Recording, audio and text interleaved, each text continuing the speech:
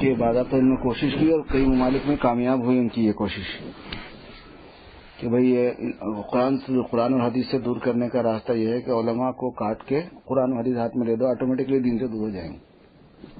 اور یہ حقیقت ہے، جب بھی امت قرآن و حدیث کو پکڑنے جائے گی علماء کو چھوڑ کے قرآن و حدیث سے ہٹ جائے گی، کیونکہ پھر جتنے آدمی ہوں گے اتنے ٹھاٹ ہو جائیں گے، اتنی سوچ ہو جائے گی، اتنی حریت اور آزادی آ جائے گی، اتنے اجتہادات ہو جائیں گے۔ تو اس طریقے سے وہ عربوں کے اوپر اشارہ کرتے ہوئے فرما رہے تھے، مرکز نظام الدین میں سنی میں نے یہ تقریر کی متعدد مرتبہ کہ پھر جو ہے نا اب اس کا حال دیکھ لیجیے، چنانچہ اس کا نتیجہ ہے ان کا کوئی سرپرست نہیں ہے۔ بہت سے عرب ملکوں میں ان کا کوئی عالم سرپرست نہیں ہے کہ کسی کی بات فالو کرنا چاہتے ہیں، جو ان کے دماغ میں آیا وہی کرتے ہیں، اسی کا نام قرآن دے دیتے ہیں، اسی کا نام حدیث دے دیتے ہیں۔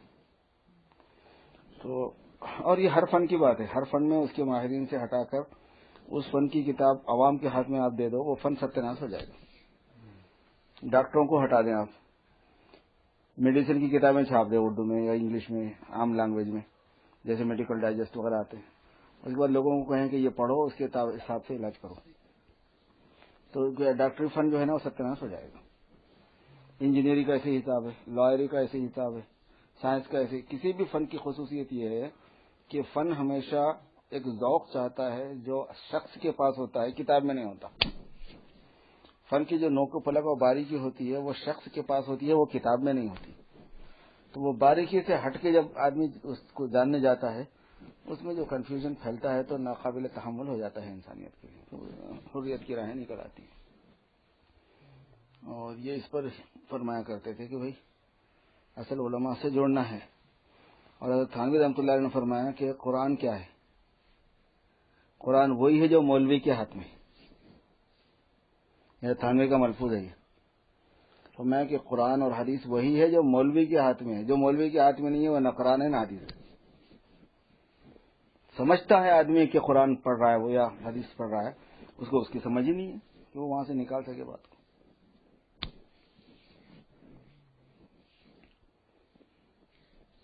پورے عرب ممالک میں گھوم جاؤ، مولانا صاحب کے بیان میں ایک کوئی مسئلہ بتانے والا نہیں ملتا، صحیح مسئلہ ہے مولانا صاحب کے بیان میں۔ میں نے خود ایک مرتبہ سنا ہے نا کہانی اپنی، میرے ساتھ خود ہوئی سو ہے، 7 عرب ملکوں کے آدمی آئے تھے حیدرآباد جماعت میں، مطلب ملٹی ممالک جو جماعت آتی ہے تو مکس کر کے بھیجتے ہیں نا، تو 7 عرب کنٹریز کے تھے، اور ترجمے کے واسطے مجھے لگا دیا تھا امیر صاحب نے، میں ان کے ساتھ تھا وہاں پہ، کرنول بھی لے کے گیا تھا ان کو، ادھر بھی لے کے گیا، نگر بھی لے گیا حیدرآباد میں۔ تو حیدرآباد میں 25 سال پہلے کی بات آپ کو میں بتا رہا ہوں کہ 25 سال پہلے مدرسے بہت بالکل چھوٹے چھوٹے بچے تھے، کیونکہ مدرسوں کا نظام یو پی میں تھا، حیدرآباد میں نہیں تھا اپنے علماء حق کے، تو چھوٹے چھوٹے مدرسے تھے، کوئی بہت بڑے مدرسے بھی نہیں تھے وہ، جیسے اب ہیں اس وقت ماشاء اللہ۔ تو وہ مدرسوں کو گئے جس میں کسی میں 150 بچے ہیں، کسی میں 200 بچے ہیں، کسی میں 100 بچے ہیں، کسی میں 50 بچے ہیں، کہیں کی تعلیم جو ہے نا 3 عربی تک ہے، کہیں 5 عربی تک ہے، دورے تک تو شاید کوئی بھی نہیں تھی۔ لیکن جب ہم ان کو گھوم کے واپس آئے مرکز، تو وہ 7 کے 7 حقیقتاً رونے لگے، اور انہوں نے فرمایا کہ ہم 7 ملکوں کے آدمی ہیں، 7 ملکوں میں آپ جن مدرسوں کو دکھائے ہیں ایسا ایک بھی مدرسہ نہیں۔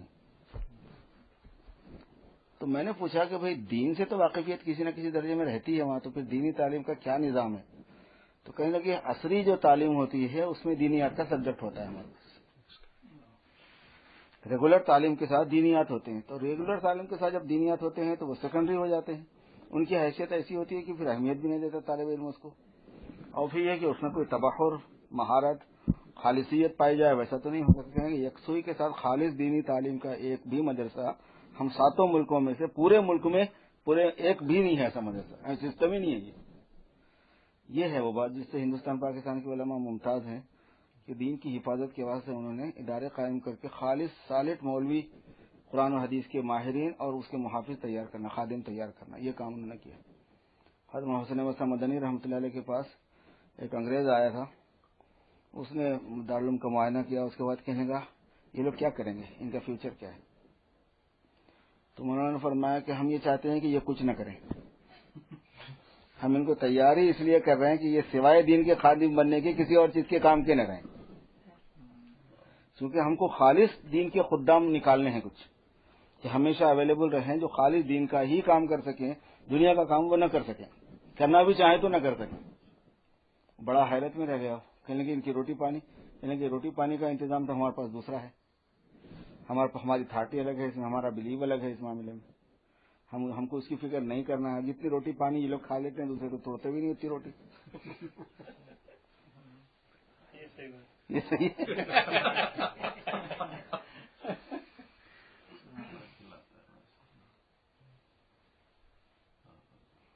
تو یہ جو انداز ہے ہمارے بڑوں کی سوچ کا، وہ چلانا چاہیے، وہ اس کا غالب ہونا ضروری ہے۔ اس سے جو ہے نا پھر علماء، حفاظ، محدثین، داعی پیدا ہوں گے۔ اور آج کل میں تقریروں میں یہ بات بول رہا ہوں کہ اگر تم 1000 عالم بناؤ گے، اس میں سے ایک نکلے گا جو تمہارے قرضے کو چکا دے گا۔ دارالعلوم دیوبند میں ہزاروں لاکھوں علماء تیار ہوئے، ایک حضرت تھانوی رحمۃ اللہ علیہ نکلے، سب کا قرضہ چکا دیا۔ مظاہر علوم میں ہزاروں لاکھوں، ایک مولانا الیاس صاحب نکلے، ساروں کا قرضہ چکا دیا مظاہر علوم کے فارغ ہوں۔ تو مدرسوں میں ہوتا یہ ہے، حضرت جلال آبادی فرمایا کرتے تھے کہ یہ ہیرے کو تلاش کرنے والی بات ہے جو رات میں کھو گیا ہے۔ جب رات میں ہیرا گر جاتا ہے، ملتا نہیں کنکروں میں، تو سارے کنکر اٹھا لیتے ہیں وہاں کے کہ بھئی اسی میں ہے، کہیں اس کو لے کے چلو گھر، اب یہاں نہیں ہوگا یہ کام۔ وہاں تلاش کرتے ہیں تو مل جاتا ہے، تو وہ اس ایک ہیرے کی خاطر یہ سارے کنکر اٹھاتے ہیں۔ وہ لوگ شکایت کرتے ہیں نا، بچوں نے ایسا کر دیا، بچے مدرسے کہتے ہیں چوری کر لی، وہ بھاگ گئے، وہ کیا، فلم کے ٹکٹ خریدتے ہوئے پکڑے گئے، یہ اس قسم کی شکایتیں آتی رہتی تھیں مدرسوں کی۔ تو حضرت جلال آبادی فرمایا کرتے تھے کہ یہ کنکر پتھر اس لیے سنبھالنے پڑتے ہیں کہ اس میں کون ہیرا ہے نہیں پتا ہے، اسے ایک ہیرے کی تلاش میں کرنا پڑتا ہے۔ تو ویسا جب مسلسل کنٹینیو کسی بھی چیز میں کام ہوتا ہے تو پھر اس میں اللہ پاک کے 2-4 بندے ایسے نکلتے ہیں جو امت نے جتنا کچھ خرچہ کیا ہے، جتنا ایفرٹ کیا اس کے پیچھے، وہ پورا قرضہ چکا دیتے ہیں۔ کوئی مجدد پیدا ہو جاتا ہے، کوئی مجتہد پیدا ہو جاتا ہے، کوئی مفسر آ جاتا ہے، کوئی داعی اللہ آ جاتا ہے، اور جناب والا کوئی واعظ شیرین بیان آ جاتا ہے۔ یہ طریقہ ہے اس کا۔ اس ملک کے اندر سوائے انسٹیٹیوٹ کے ذریعے سے دین کو بچانے کی اور کوئی شکل نہیں ہے میرے اپنے انداز میں۔ مسجدیں بناتے رہو، جتنی چاہیے بنا لو۔ مسجدیں قرطبہ میں بھی بہت ہیں، اسپین میں بھی بہت ہیں، سمرقند و بخارا میں بھی بہت ہیں۔ مسجدیں فرض ہیں مسلمانوں پر، مسجدیں بھی بنانا چاہیے، لیکن مسجد دین کی حفاظت کے لیے کوئی کام نہیں کرتی۔ دین کی حفاظت تو اہل دین ماہرین پیدا کرنے پر موقوف ہے، عالم اسباب میں۔ دعوت کی محنت اسی لیے ہے کہ دعوت کی محنت سے عمومی طلب آئے، عمومی طلب سے جو دین کے تقاضے ہیں ان تقاضوں کو لینے والے پیدا ہوں۔ دین کے تقاضے آئیں گے، وہ تقاضوں کو سنبھالنے والے آئیں گے، پھر وہ دین کے سارے شعبوں میں اس کے ذریعے سے تقویت ہوگی۔ یہ عمومی چلت پھرت اس لیے ضروری ہے کہ کہاں کون سا ہیرا کس طرح چھپا ہوا ہے اور کس کے پیٹ میں کون سا ہیرا ہے وہ نہیں پتہ چلتا۔ بھئی اب جتنے مولوی بیٹھے ہوئے ہوتے ہیں، آپ کسی بھی مولوی کو دیکھو، اس کے پیچھے کوئی تبلیغی ہے۔ اس زمانے میں جتنے مولوی ہیں 80% مولوی، ان کے پیچھے تبلیغی ہے۔ اس کو فکر ہوئی اس نے بچے کو حافظ بنایا، اس کو فکر ہوئی اس نے بچے کو عالم بنایا۔ اب ہمارے آندھرا پردیش میں جتنے دینی مدرسے دیوبند کے ہیں، ان سب کے پیچھے ہمارے ابا جان کا ہاتھ ہے، کیونکہ والد صاحب پیدل جماعتوں میں پھرنے کے عادی تھے ہر سال، اور دیہاتوں میں زیادہ جانے کو ترجیح دیتے تھے کہ شہروں میں تو بہت ہے لوگوں کو بولنے والے، دیہاتوں میں نہیں ہے کوئی۔ اور روٹی اپنے ساتھ باندھ لیا کرتے تھے 3-3 4-4 دن کی، ایک ہفتے کی، بغیر سالن کی روٹی کھا کے، اور کسی سے 1 پیسے لینے کے روادار نہیں تھے۔ سوکھی روٹی پانی میں بھگا کے کھاتے تھے، اور پیدل چلنا ہے تو پیدل چل لیا، ایک سائیکل ان کے پاس تھی اس سے بھی جاتے تھے۔ اور اس طریقے سے وہ بتاتے، وہ اب جہاں پہ ہم جاتے ہیں، نلگنڈا جائیں اس کے پیچھے ان کا، محبوب نگر جائیں وہاں ونپتی جائیں، وہاں الزام آباد جائیں وہاں کلبہ کوٹی جائیں، جتنے مدرسے ہمارے وقت چل رہے ہیں، وہ جو علماء کرام ہیں وہ والد صاحب رحمۃ اللہ علیہ کا فیض ہے۔ تو یہ تبلیغ کے ذریعے سے ہوتا۔ حضرت مولانا یوسف الیاس صاحب رحمۃ اللہ علیہ کا ملفوظ ہے، یہ تبلیغ کے ذریعے سے بنیادیں قائم ہوتی ہیں، بنیادوں کے پڑ جانے کے بعد میں مکان کے تقاضے آتے ہیں سامنے۔ لیونگ روم ایک تقاضا ہے، باتھ روم ایک تقاضا ہے، بیڈ روم ایک تقاضا ہے، دیوان خانہ ایک تقاضا ہے، کلوزٹ روم ایک تقاضا ہے۔ تو یہ جو تقاضے جب آتے ہیں تو ان تقاضوں کو پھر امت پورا کرتی ہے جب یہ میدان بن جاتا ہے۔ تو ہمارے پاس تھوڑی سی تنگی اس طرح یہاں ہو جاتی ہے کہ ہم پلر بنانے پر ہی اکتفا کرنا چاہتے ہیں۔ اگر بھائی خالی پلر اٹھاتے رہو، خالی پلر اٹھانے کا کام کرتے رہو، لیکن جب تقاضے آئے تو ان تقاضوں کو پورا کرو۔ اور اصل جو ضرورتیں انسانوں کی پوری ہوں گی وہ تو تقاضوں کو لینے پر پوری ہوں گی، انسانیت کو، امت کے تقاضوں کو۔ یہ جو سارا کام ہوتا ہے یہ زمین بنانے کا کام ہے، جیسے زمین تیار ہو گئی، جیسے پلر قائم ہو گئے، فوراً جو ہے نا تقاضوں کے اوپر چلنا ہے. مسجدیں تقاضا ہی ہیں، تو ادارے بھی تقاضا ہیں، بچوں کی تعلیم و تربیت تقاضا ہے، خانقاہیں تقاضا ہے، مدرسے تقاضا ہیں، اور سوشل جتنے ویلفیئر جتنے کام ہوں گے دینی لائن کے، جو خیر کی لائن کے ہوتے ہیں، وہ سب تقاضوں میں آتے ہیں. ان تقاضوں کو پورا کرنے کے لیے جڑا ہوا ہونا چاہیے بندہ دعوت سے، کیونکہ پھر وہ صحیح معنی میں پرموٹ ہوتا رہتا ہے، وہ ورنہ تو اس میں ایک قسم کا جمود آ جاتا ہے. یہ ہے اس کا مسئلہ. اور بقیہ ایک گروپ کو ایسا ہونا پڑتا ہے جو اس کی طرف دیکھے نہیں کہ تقاضوں کو پورا کرنے والے کون اٹھ رہے ہیں، کیسے اٹھ رہے ہیں، وہ صرف یہ زمین بنانے کا کام ہی کرتا رہے. اسی لیے کچھ لوگوں کو خالص دعوت اللہ کے ہی کام کے لیے وقف ہو جانا پڑے گا، وہ دوسرا نہیں کر سکتے. یہ جو بولتے ہیں نا اخلاص کے ساتھ استخلاص ہونا چاہیے، اخلاص سے کرو اور استخلاص سے کرو. استخلاص کا مطلب یہی کرو، دوسرا نہ کرو. تو استخلاص کی جو تاکید کی جاتی ہے وہ یہ ہے کہ چند لوگ اگر کر لینے کے بعد میں تقاضے آ گئے، تقاضوں میں الجھ گئے، تو پھر یہ میدان بنانے کا جو کام ہے وہ پھر وہ رک جائے گا. یہ ہے. تو اس وجہ سے کیا ہے، دعوت کے ساتھ تعلیم کے ساتھ تربیت، یہ جڑے ہوئے ہیں ایک دوسرے کے ساتھ. اور تعلیم جو ہے نا یہ بیس ہے. ترتیب کے اعتبار سے دعوت بیس ہے کہ اس کے بغیر تعلیم نہیں آئے گی، اور تعلیم کے بغیر ہدایت نہیں رہتی. تعلیم کے بغیر تو دعوت بھی بدعت ہو جائے گی. تعلیم جب نہیں ہوتی ہے اور دین کا شوق ہوگا تو بدعت اسی سے وجود میں آتی ہے. یہ بدعت پیدا ہونے بدعت میں اور زندقے میں اور ہدایت میں جو فرق ہے وہ یہی ہے. اگر تعلیم ہو اور اس کے ساتھ میں تربیت نہ ہو اور عمل نہ ہو تو زندقہ آتا ہے.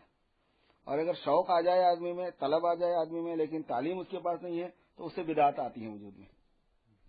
یہ قاری طیب رحمۃ اللہ علیہ کا بہت مفصل مواد ہے، اس کے اندر یہ تفصیلات موجود ہیں کہ بدعت کے پیدا ہونے کے اسباب کیا ہوتے ہیں، زندقے کے پیدا ہونے کے اسباب کیا ہوتے ہیں، بدتمیزی اور بےہودگی کس طریقے سے آیا کرتی ہے دین کے راستے سے. دین کے معاملے میں جو آ رہے ہیں نا، جو لوگ جو ہے نا اماموں کو نہیں مانتے، یہ نہیں مانتے، جو بدتمیزی وغیرہ کرتے رہتے ہیں، اس کے سورسز بتا رہتے ہوں. یہ سی ہے وہ ہوتا ہے جو اپنے دین پہ چلے، اپنی فرقہ بنا لیتا ہے. کون؟ زندقی کی کیا؟ نہیں، زندقہ کہتے ہیں اصل میں، زندقہ تو اصل حرامی کو کہتے ہیں. تو زندقہ اس کو کہتے ہیں کہ فسق و فجور اور غلطی کی بات کو جرات کے ساتھ میں کرنے کی عادت ہو جانا. تو زندقہ اس سے پیدا ہوتا ہے. تربیت نہیں ہے تو علم آ گیا اور عمل کا کوئی شوق نہیں ہے، زندقہ وجود میں آتا ہے. اور اگر آدمی میں طلب ہو، بدعتیوں کے اندر کیا ہوتا ہے، حضور سے محبت ہے، سب ہے، روشنی نہیں ہے علم کی، سارے بدعت ہو گئے. تو بغیر علم کے کوئی چیز نہیں پنپ سکتی. اسی وجہ سے حضور پاک صلی اللہ علیہ وسلم نے علم کو سب سے زیادہ اہمیت دی. قرآن پاک کی آیت سب سے پہلے علم سے مشتمل ہے. حضور صلی اللہ علیہ وسلم یہی فرماتے تھے کہ انما بعثت معلما، میں معلم بنا کے بھیجا گیا ہوں. اور مدینہ منورہ جانے سے پہلے استاد کا انتظام کیا تھا آپ نے. ہجرت سے پہلے بھیجا ہے صحابی کو تعلیم و تربیت کے لیے.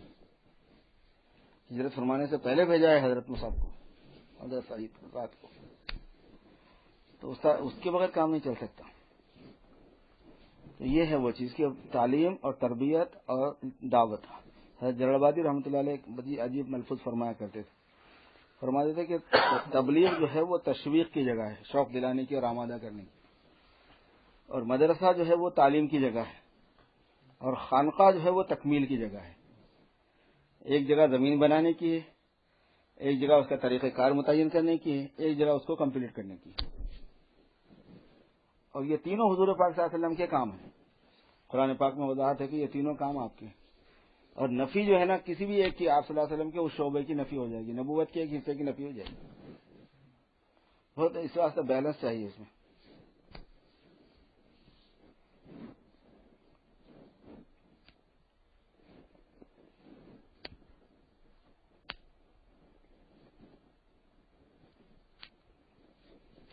حالات میں کبھی ایسا ہوتا ہے کہ تینوں چیزیں جمع ہو جاتی ہیں یا دونوں چیزیں جمع ہو جاتی ہیں، مگر عام نارمل جو بات ہے وہ یہ ہے کہ تینوں چیزیں جمع نہیں ہوتی. پہلے زمانے میں ہوتا یہ تھا کہ جو کسی استاد کے پاس کوئی آدمی جاتا تھا وہ اس کو داعی بھی بنا دیتا تھا، عالم بھی بنا دیتا تھا، مربی بھی بنا دیتا تھا. جس زمانے میں مدرسے نہیں تھے، شاہ عبدالعزیز وغیرہ کا زمانہ ایسے ہی تھا. شاہ عبدالعزیز صاحب کے بعد کوئی ایک آدھ آدمی آ کے رہتا تھا، بچے آ کے رہتے تھے، خود کھاتے تھے، خود پکاتے تھے. پڑھنے کا ان کا کام ہوتا تھا، خالی کسی کا کھانا ہو گیا نہیں ہو گیا. مگر یہ کہ وہ تعلیم کے ساتھ تربیت کا پورا دھیان، تعلیم کے ساتھ تبلیغ کا پورا دھیان. ایسا اس کو بنا دیتے کہ بھائی یہ کیوں پڑھ رہا تو اتنا لمبا چوڑا.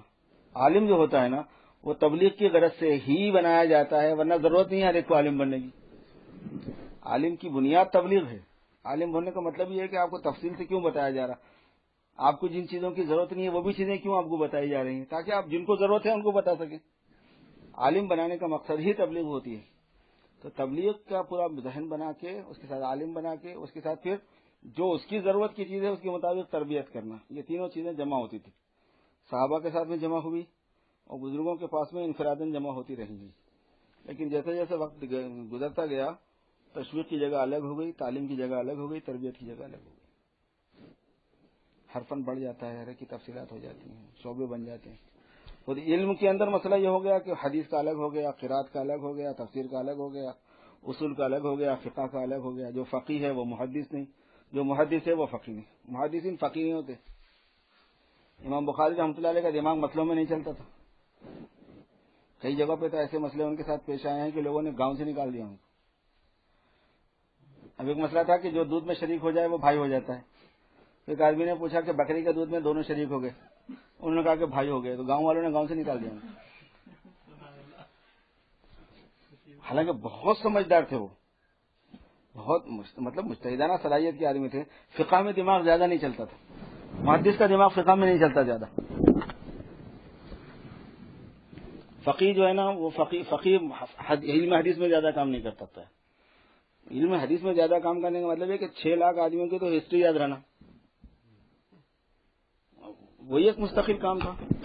پھر اس کے ساتھ حدیث ضعیف، حسن، غیری، والا، مرسل ہے، منقطع ہے، معضل ہے، اور معروف ہے اور مجہول ہے، ساقط ہے، غیر ساقط ہے، معلل ہے، غیر معلل ہے، 50 قسمیں ہیں حدیث کی۔ اور یہ حدیث صحیح ضعیف بولے تھے نا، یہ 2 قسمیں 6 سمجھتے، ایسا نہیں ہے، 20 قسمیں حدیث کی۔ تو وہ ساروں پہ نظر ہونا، فن کی مہارت ہونا وہ ہوتا تھا۔ جو محدث ہوتا تھا، اچھا اقرار ہے یہ محدثین کا، ترمذی شریف میں امام ترمذی نے یہ بات نقل کی بات اب تک کہ ہم لوگوں کو نہیں ہے مسائل کے اندر درک۔ فقہاء جمع بین الصلاتین کی حدیث پر ہی ہے۔ ایک حدیث میں ہے کہ حضور صلی اللہ علیہ وسلم نے دونوں نمازوں کو جمع فرمایا۔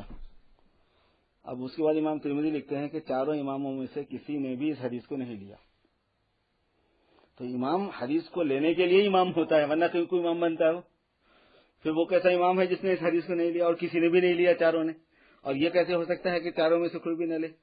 اس پر انہوں نے فرمایا کہ کیوں نہیں لیا؟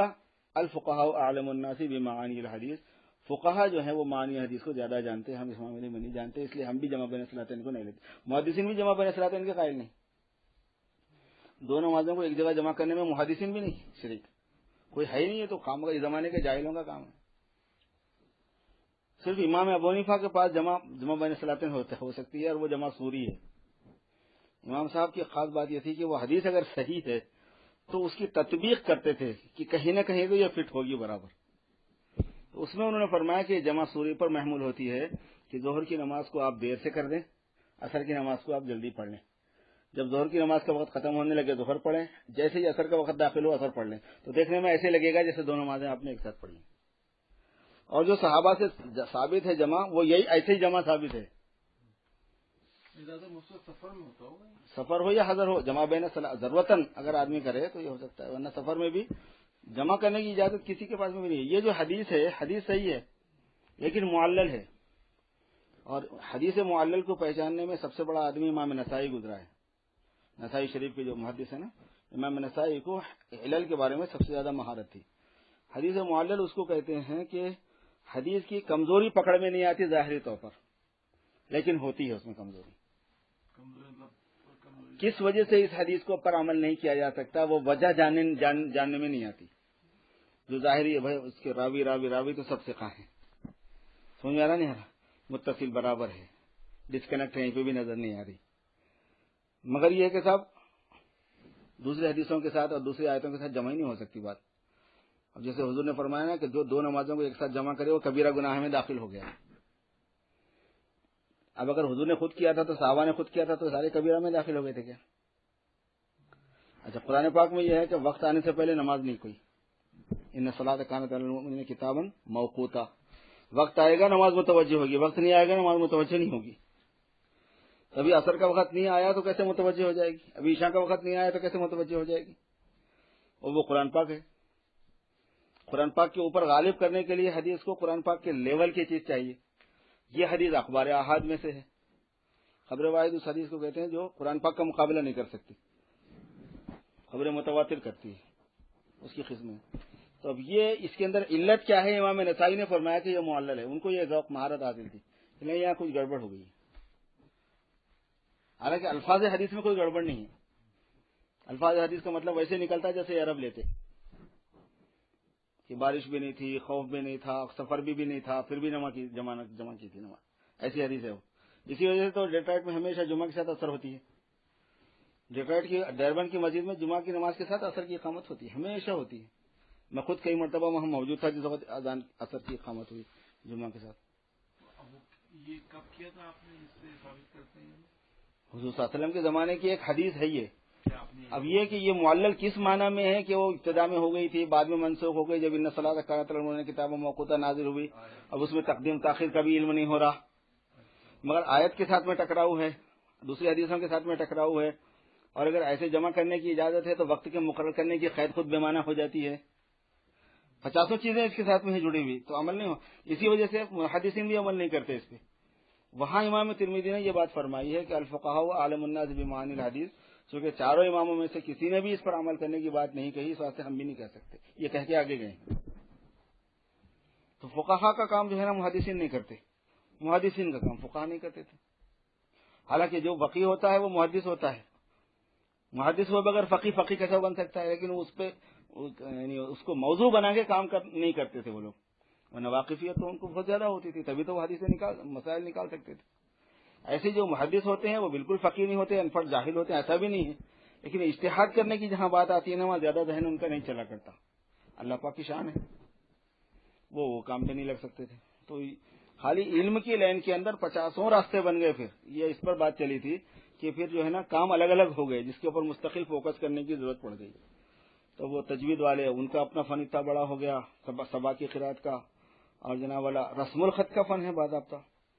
قرآن پاک کو کس انداز میں لکھنا چاہیے, کیسا نہیں لکھ سکتے آپ, کیسا لکھ سکتے ہیں, یہ ایک علم ہے جو تجوید مجودین سے بھی ہٹا ہوا ہے. مجودین کو اس کا پتہ نہیں ہوتا. یہ علم رسم الخط کے علماء الگ ہوتے ہیں. اس کے اندر ہوتا یہ ہے کہ رحمان ہے, میم الف کے ساتھ نہیں لکھ سکتے آپ قرآن پاک میں. رحمان اگر آپ میم الف نون لکھیں گے تو رحمان ہی پڑھا جائے گا نا, لیکن قرآن میں لکھنا جائز نہیں ہے. اس لیے جائز نہیں ہے کہ قرآن پاک میں کبھی بھی میم کے ساتھ الف نہیں لکھا گیا ہے حضور صلی اللہ علیہ وسلم کے زمانے سے آج تک. تو پورا کتاب ہے اس کے اوپر رسم الخط کی. تو رسم الخط کا علم الگ ہے, تجوید کا علم الگ ہے, سب متفرق قرات کا علم الگ ہے, قرات شاذہ کا الگ ہے. پھر اس سے ہٹ کر مسئلہ آ گیا الفاظ کے معنی کے اوپر. پھر معنی کے اندر تفصیلات چلی گئی. مفسرین کے شان الگ ہیں, شان نزول والے الگ ہیں, ربط بین الآیات والے الگ ہیں. علم حدیث کا مسئلہ آ گیا, الفاظ حدیث کا مسئلہ الگ ہے, سند حدیث کا مسئلہ الگ ہے, رجال کا مسئلہ الگ ہے, تطبیق کا مسئلہ الگ ہے, محاکمے کا مسئلہ الگ ہے.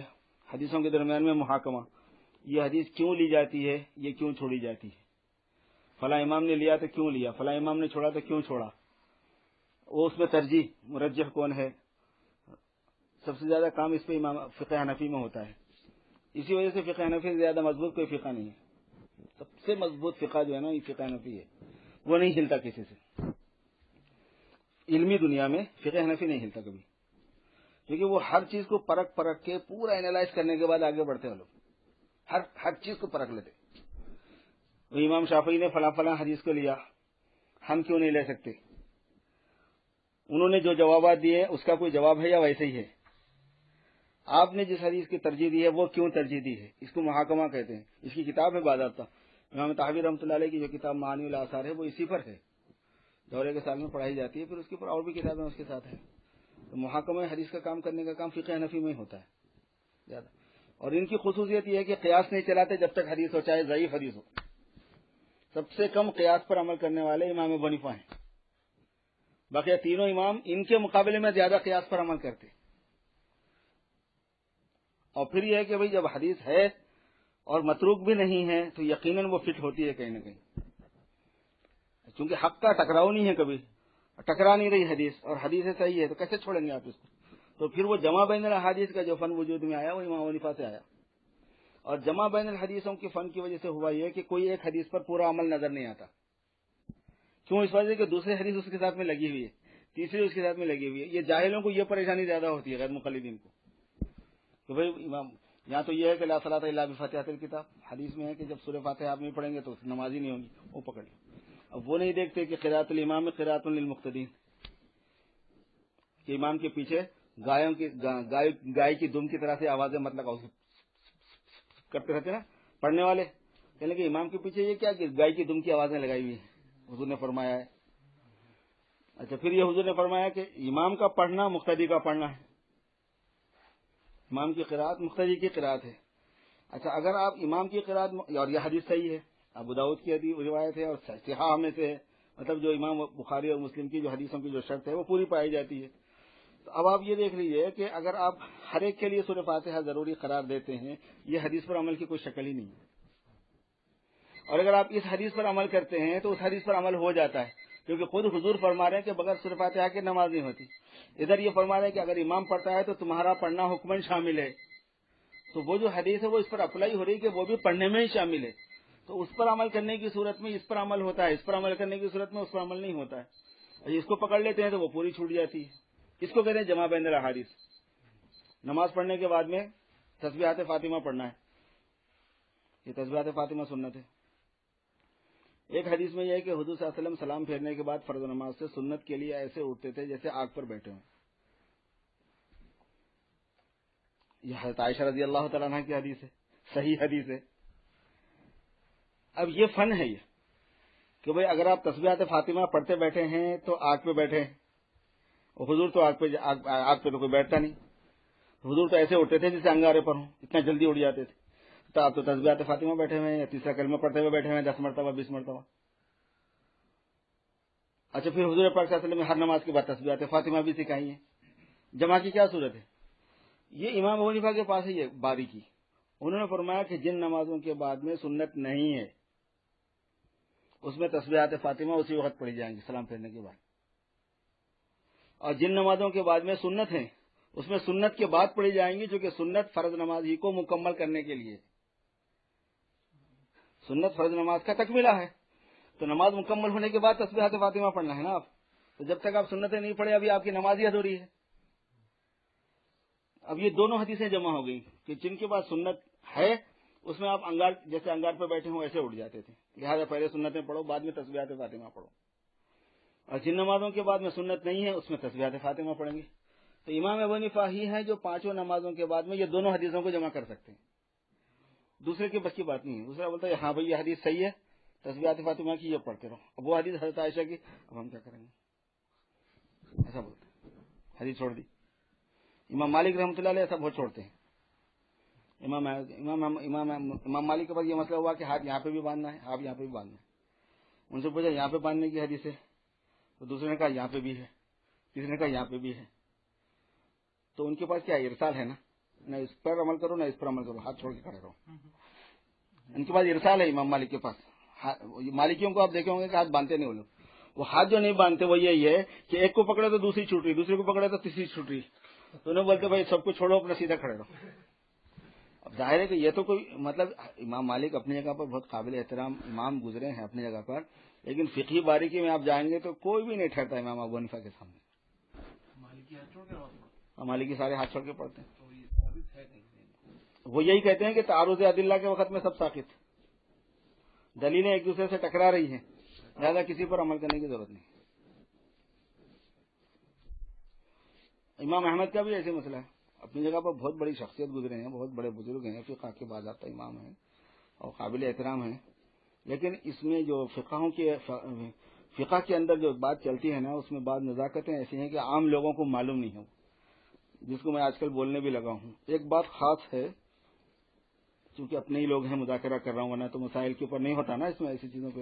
لیکن اب آپ لوگوں کو یہ بحثیں کہاں ملیں گے ویسے جنرلی.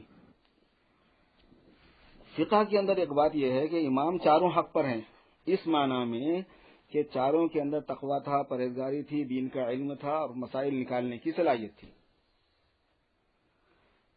تقویٰ پرہیزگاری تھی، تدین تھا اور علم بھی تھا، اور وہ جو قوت اجتہاد ہوتی ہے وہ بھی ان میں تھی، اس لیے وہ چاروں حق پر ہیں. مگر یہاں سب سے بڑی غلطی جو ہوتی ہے وہ یہ ہے کہ چاروں حق پر ہیں کا مطلب یہ لیتے ہیں کہ چاروں نے جو بھی مسئلہ نکالا سب حق ہے. یہ امپاسبل ہے، ہو ہی نہیں سکتا ایسا۔ جن مسائل میں ٹکراؤ پایا جاتا ہے، جہاں نہیں پایا جاتا وہ تو سب برابر ہیں، جہاں پایا جاتا ہے وہ ایک میں جائز ہے ایک میں ناجائز ہے۔ جیسے امام ابو حنیفہ کے پاس میں فرض واجب ہے کہ آپ نہ پڑھیں سورہ فاتحہ، بعض اماموں کے پاس واجب ہے کہ آپ پڑھیں امام کے پیچھے۔ ایک ہی چیز واجب بھی ہے واجب بھی نہیں ہے، کیسا ہو سکتی؟ ایک ہی چیز پتھر بھی ہے پانی بھی ہے، کیسا ہوگی؟ آگ بھی ہے پانی بھی ہے، کیسا ہوگی؟ حلال بھی ہے حرام بھی ہے، کیسا ہوگی؟ ایسا نہیں ہو سکتا کہ دوسرا فقہ بھی صحیح ہے۔ یہ باریکیاں نہیں معلوم ہونے کی وجہ سے اس کے وقت میں بھی نماز پڑھ رہے ہیں، اس کے وقت میں بھی نماز پڑھ رہے ہیں، وہ بھی جو روزہ رکھ رہے ہیں، یہ بھی پاگل ہیں، یہ پورے واقفیت نہیں ہے اصل میں، یہ حالت ہے۔ یہ امپاسبل ہے یہ چیز کہ مسئلے میں اگر کسی امام کے ساتھ ٹکراؤ ہے آپ کا، دوسرا شور غلط ہے، آپ شور حق پر ہیں، 99% آپ حق پر ہوتے ہیں، 1% اس میں احتمال ہوتا ہے کہ شاید غلطی ہو گئی ہو اپنے امام سے، کیونکہ وہ وحی نہیں تھی، اجتہاد تھا۔ لیکن چونکہ ہم اس امام پر اعتماد کرتے ہیں لہذا اس کے حق ہونے کو تسلیم کرتے ہیں۔ تو اس کے مقابلے میں اگر کوئی رائے ہے، افضل مفضول کی نہیں، بہتر غیر بہتر کی نہیں، بلکہ جائز ناجائز کی اگر کوئی رائے ہے، تو پھر دوسرا ناحق پر ہے 99% کہ وہ صحیح نتیجے تک نہیں پہنچا، وہ گنہگار نہیں ہے، کیونکہ المجتہد یخطئ و یصیب، اجتہاد کرنے والے سے غلطی بھی ہو سکتی ہے نہیں بھی ہو سکتی، حضور نے فرمایا اگر وہ غلطی اس سے نہیں ہوئی ہے تو دوہرا ثواب ملنے والا ہے، اگر غلطی اس سے ہو گئی ہے تو سنگل ثواب اس کو ملنے والا ہے، گناہ کسی صورت میں نہیں ملنے والا ہے۔ اور جس نے اس پر اعتماد کیا ہے اس کے تقلید کرنے والا معذور قرار دیا جائے گا کہ چونکہ اس کے امام نے اس کو یہ بتایا، تو اس امام کو ماننے والا وہ معذور ہے، وہ امام اجتہاد میں غلطی کیا وہ معذور ہے، اس کو اجر ملتا ہے لیکن سنگل ملے گا۔ لیکن یہ کہ وہ بھی صحیح یہ بھی صحیح، بھئی یہ کیسے ہو سکتا ہے یار؟ یہ ہو ہی نہیں سکتا، یا تو آپ غلط ہیں یا وہ غلط ہیں، اور آپ جس امام کو فالو کرتے ہیں اس کے بارے میں آپ کا حسن ظنی ہے کہ وہ حق پر ہے، اسی وجہ سے آپ اس کو فالو کرتے ہیں، سارے علماء کی تائید اس کے ساتھ میں ہے بڑی تعداد، تو پھر کیسے ہو سکتا ہے کہ یہ تو صحیح ہو دوسرا بھی صحیح ہو جائے؟ یہ صحیح ہے وہ غلط ہے، پھر اگر وہ صحیح ہے تو پھر یہ غلط ہے۔ پکا آدمی جو ہے نا دو اماموں پہ کبھی نہیں چل سکتا، گنجائش ہی نہیں ہے چلنے کی۔ بس یہ بولنا چاہ رہے ہیں۔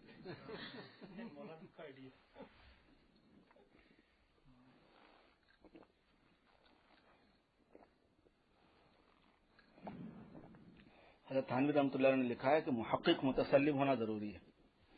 محقق مطلب علم تحقیقی ہے، تہ تک جاتا ہے، بات کی ڈیپتھ تک جا چکا ہے مسئلے کی، وہ لچکدار نہیں ہو سکتا۔ یہ حضرت تھانوی تسلب اس کو کہتے ہیں کہ اپنی بات میں مضبوط رہے گا، وہ ڈھیلا نہیں، فلیکزیبل نہیں ہو سکتا۔ وہ آدمی فلیکزیبل وہی ہو سکتا ہے جس کی معلومات ادھوری ہیں، ارے ہاں یہ بھی چل سکتا ہے، ارے ہاں وہ بھی چل سکتا ہے، بھائی یہ اگر صحیح نہیں ہے تو وہ صحیح ہے، وہ صحیح نہیں ہے تو پھر یہی صحیح ہے، ایسا کہتا ہوں گا یہ بھی صحیح ہے وہ بھی صحیح۔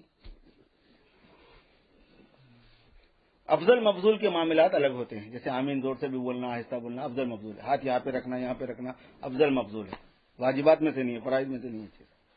لیکن جو حلال حرام جائز ناجائز صحیح غلط کے جو مسئلے، طاہر ناطاہر کے جو مسئلے ہوتے ہیں اس میں نہیں ہے کوئی فلیکسیبلٹی۔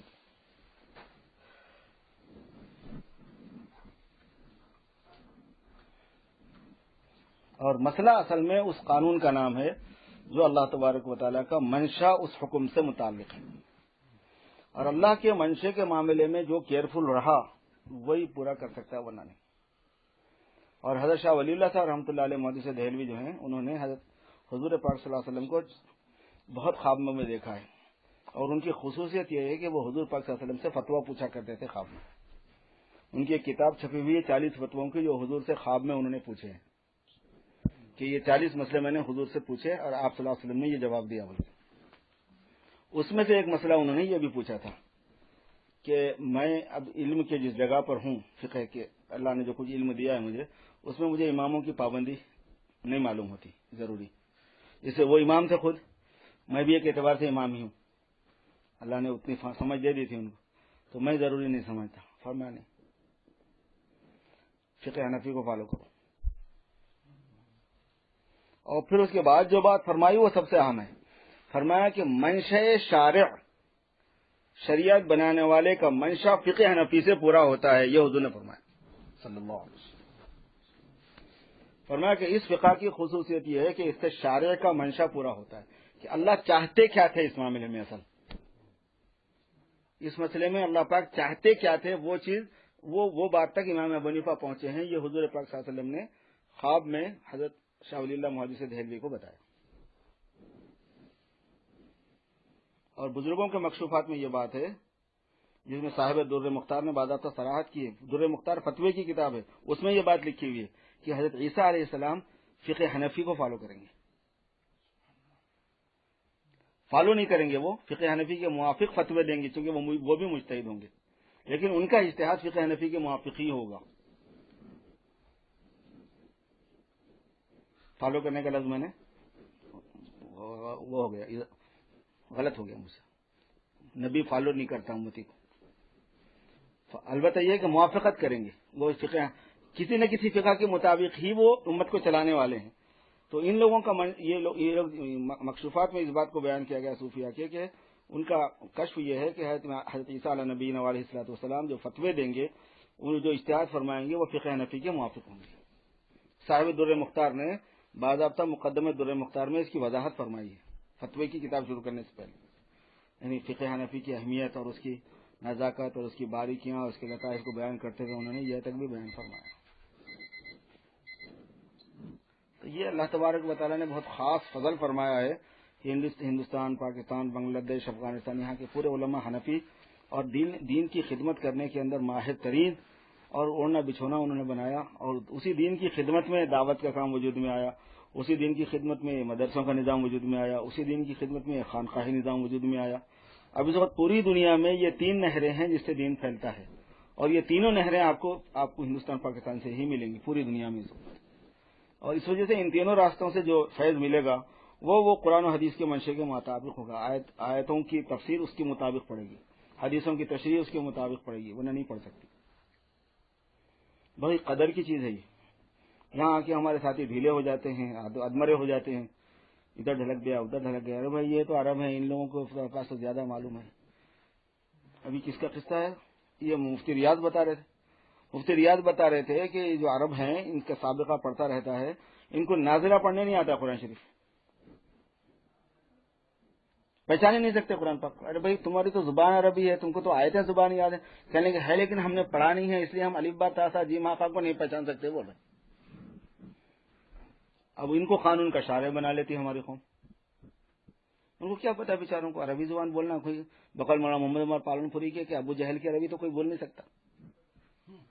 جب کوئی ایسی بات کرتا تھا تو بولتے تھے کہ ابو جہل سے اچھی عربی بولو گے آپ، یہ پوچھتے تھے اس سے. علم الگ چیز ہے، زبان الگ چیز ہے. زبان کے ساتھ علم حاصل کیا ہوا ہو بندہ تب تو ایک بات ہے جو اس کا پراپر وے ہے، طریقہ ہے. اگر اس کے ساتھ آپ نے علم حاصل نہیں کیا تو جیسے ہر انگلش دان جو ہے نا وہ لائر نہیں ہو جاتا، قانون دان نہیں ہو جاتا، وکیل نہیں بن جاتا. اس کو لمبی کہانی کرنی پڑتی ہے لائر بننے کے لیے. باوجود اس کے کہ دوسرے والے بھی سب عربی انگریزی زبان ہی بولتے ہیں اور قانون بھی انگریزی میں ہی لکھا ہوا ہے، مگر ہر ایک کو تشریح کا حق نہیں مل جاتا اسے. ایسے ہی عربوں کو کیسے مل جائے گا تشریح کا حق؟ ہاں وہ ہمارے پاس علم آیا ان کے بڑوں سے ہی، مگر بات ان سے ہو رہی ہے جو اس وقت رائٹ ناؤ ہمارے ساتھ ہیں. ان کو ہم کیسے فالو کر سکتے ہیں یا ان پر کیسے ٹرسٹ کر سکتے ہیں؟ ان کا علم ہی گڑبڑ ہے. ایک عربی اور ایک غیر عربی دونوں کسی مسئلے میں جھگڑ رہے ہوں تو آپ دور سے کھڑے ہو کے بول دیجئے کہ یہ عربی غلطی پر ہے. اتنا تجربہ ہوا ہے مجھے اس کا. اتنے زیادہ مرتبہ ایسے واقعات پیش آئے ہیں کہ اگر ایک عرب اور ایک غیر عرب دونوں کسی مسئلے میں الجھ رہے ہوں، آپ دور سے بغیر دونوں کی بات سنے ہوئے یہ حکم لگانے کے موقف میں ہوتے ہو کہ یہ عرب غلطی پر ہے. اتنا جہالت ہے. آیتیں یاد ہیں، بہت حدیثیں یاد ہیں، وہ تکا ہی ہے بس، جو جڑتی نہیں، نہ آیت جڑتی اس کی بات سے نہ حدیث جڑتی، بس لگا رہا ہے. سامنے والا چونکہ جاہل ہے اس بات، اس کو سمجھ میں نہیں آتی بات، کنفیوز ہو جاتا. اعتماد کرنے کے قابل ہمارے علماء کرام، دیوبندی اسکول آف تھاٹ کے، دیوبندی مکتب فکر کے جو علماء ہیں، قرآن کی تشریح میں سب سے زیادہ قابل اعتماد علماء ہیں، قرآن کی بھی اور حدیث کی بھی. اور ظاہر ہے کہ یہ لوگ فقہ حنفی کے ماہر ہیں، دوسری فقہ کے بھی ماہر ہیں، ایسی بات نہیں. امام مالک کے فقہ کی جتنی تفصیل حضرت شیخ الحدیث نے بیان کی، مالکی علماء کہتے ہیں کہ ہم کو اس کی ہوا بھی نہیں تھی. اور جز المسالک میں موطا امام مالک جو ہے نا، امام مالک رحمۃ اللہ علیہ کی جو کتاب ہے حدیث کی موطا، اس کی شرح حضرت شیخ الحدیث مولانا زکریا صاحب نے کی ہے، اس کا نام اوجز المسالک ہے.